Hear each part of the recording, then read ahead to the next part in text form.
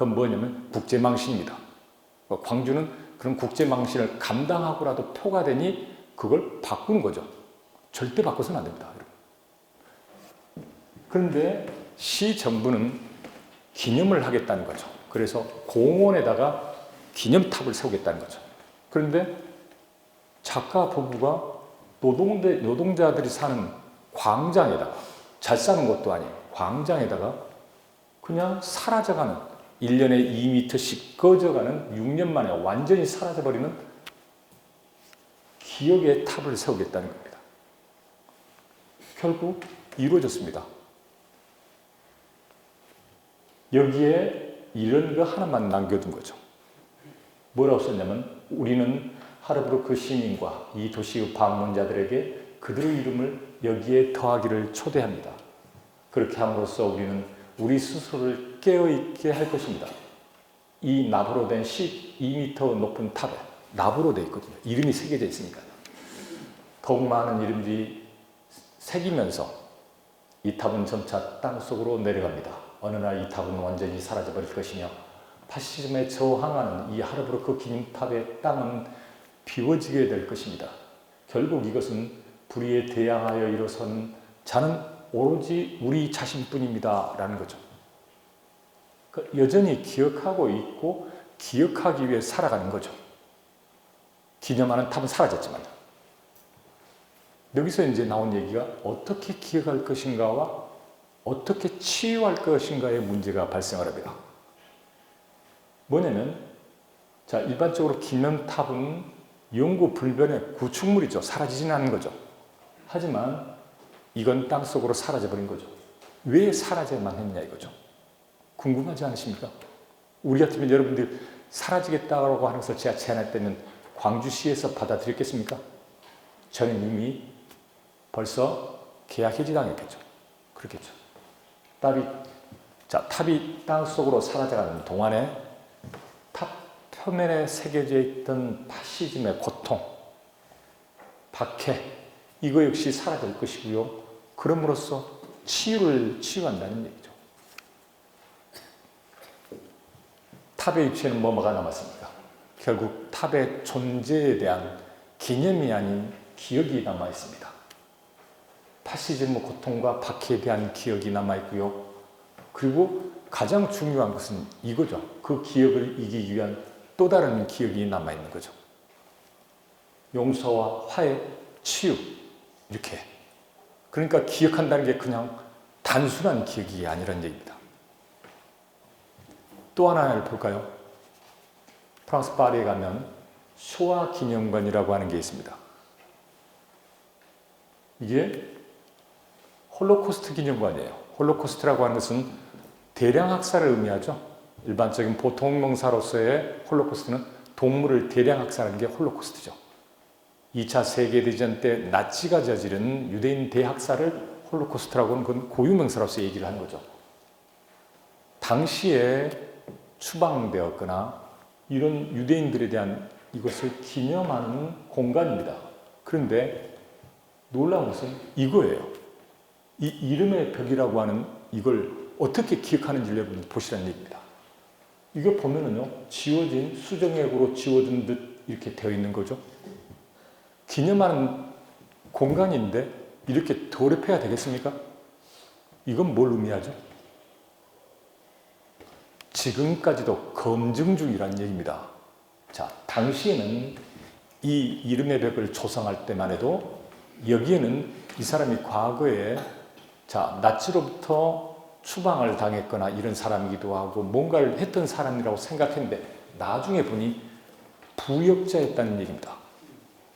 이런 사람들을 이름을 지워가는 겁니다. 그 흔적을 그대로 남겨두는 거죠. 이것도 하나의 기억의 방식입니다. 우리는 왜 이렇게 관리를 잘못해가지고 저렇게 더럽게 만들어놨냐고 반문하실 수도 있겠죠. 그게 아니란 얘기입니다. 그래서 철저한 확인과 검증으로 수정과 보완을 합니다. 여기서 이제 얘기해볼 만한 게 기억이라고 하는 게 얼마나 무서운 것인지를, 여러분, 프랑스는 지금도 기억을 검증하고 있습니다. 정의의 법정이라고 하는 것을 세워서 지금도 90세가 넘은 노인들, 당시에 부역자들이죠. 우리는 부역이란 뭐 그런 친일파란 표현을 쓰는데 반민족 행위자입니다. 그런 사람들을 성형수술하고 전 세계로 떠돌아다니는 그런 사람들을 지금도 잡아들이고 있습니다. 그리고 단죄를 하고 있죠. 정의의 법정에서요. 그런 사람들에게 한 번은 거의 90세가 된 노인을 잡아와서 모리스 빠뽕이라고 하는 사람인데요. 그 사람에게 무기징역을 내렸습니다. 그랬더니 국민들이 너무한다고 한 거죠. 그래서 15년인가를 줬죠. 계산해보면 살아서는 걸어서는 못 나옵니다. 자, 이제 기억의 문제를 얘기를 좀 했고요. 이제부터 좀 앞에 사회를 보고 사회를 봐주셨던 우리 조경순 부학장님께서 1강과 2강에 대한 잠깐의 얘기를 해주셨습니다. 거기에 대해서는 제가 이렇게 얘기해 보는 게 좋겠습니다. 베르그송이 이런 얘기를 했어요. 정신의 모든 심상들은 자유로이 흘러가는 주변의 물속에 잠겨들면서 물든다는 거죠. 자, 정신이라고 하는 게 물속에 들어가면서 거기에 맞춰서 이루어진다는 얘기입니다. 즉, 여러분, 세상과 정신은 양분할 수 없다는 얘기를 한 거죠. 이건 도시를 다루는 문제에서도 간단하게 적용될 수 있는 얘기입니다. 무슨 얘기냐면 정신이라고 하는 게 인문학을 얘기하겠죠. 인문학이라는 게 도시 속에 어떤 역할을 해야 되는지를 얘기해 준다고 저는 보는 거죠. 그래서 제가 1강에서 볼 발레리의 암피온시를 얘기를 했죠. 그러면서 부러워했던 게 바로 이거였습니다. 우리의 현실은 그렇습니다. 도시 공간을 다루는 우리의 척박한 태도, 얼마나 물적 공간만을 얘기하는지, 자본과 토지와 그리고 거기에 대해서 뭐 이런 것들만 가지고 얘기를 하더라 이거죠. 거기에 대한 그런 것들을 제가 좀 정리해서 얘기를 했었습니다. 두 번째, 이 도시계획의 시작과 과정에 있어서 정신의 문제가 결여되면 어떠한 게 어떠한 결과를 가져오는지 그런 끔찍한 결과를 얘기를 했죠. 그리고 거기에 프루트 이고 그 얘기를 했습니다. 이종훈 교수님께서 이 지점에서 해주셨던 말 중에 하나가 그냥 흑백으로 나눠서 했기 때문에 그런 문제가 있었던 거냐라고 말씀을 해주셨는데 여기서는요. 그리고 거기서 흑인들이 왜 적응의 문제를 얘기를 해주셨습니다. 이건 적응의 문제가 아닌 바로 관계 맺기의 문제입니다. 관계를 어떻게 맺느냐가 문제인 거죠. 여러분, 아파트라고 하는 게 관계를 맺을 수 있습니까?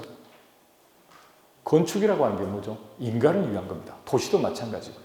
그 안에서 관계 맺기가 단절돼 버린다면 거기에서 관계 맺기가 이루어질 수 없게끔 만들었다는 점에서 인문성의 부재라고 저는 얘기를 했던 겁니다. 자, 그리고 그거로서 하나의 대안으로서의 고양성 문제를 얘기했고 이 고양성이라고 하는 것은 난이금이라고 얘기를 제가 말씀을 드렸죠.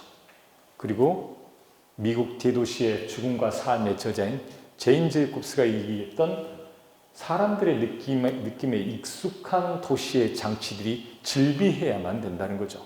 도시에는요. 그래야 자기에게 안 오나 고향과 같은 그런 게 느껴진다는 겁니다. 그래서 보도블록도 접근 가능하고요. 모든 게.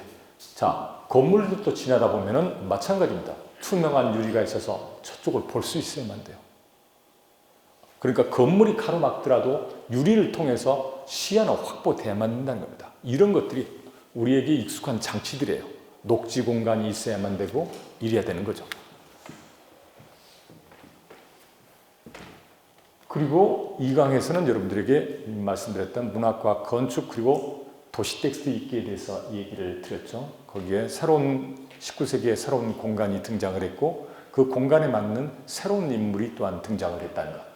그리고 그 인물 중에 문학에서 자주 얘기하는 컬렉터와 형사와 탐정, 의지적 산책자 이들은 작가와 동일한 선상에서 보면 좋을 거다.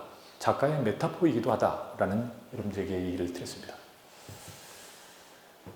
자, 그리고 결국 도시의 이야기와 역사를 지워버리는 도시계, 기억을 지워버리는 도시계, 그리고 거기 이란 도시가 만들어졌을 때 그 도시 텍스트는 플라네르에 설 자리가 없다라고 얘기를 말씀을 드렸죠.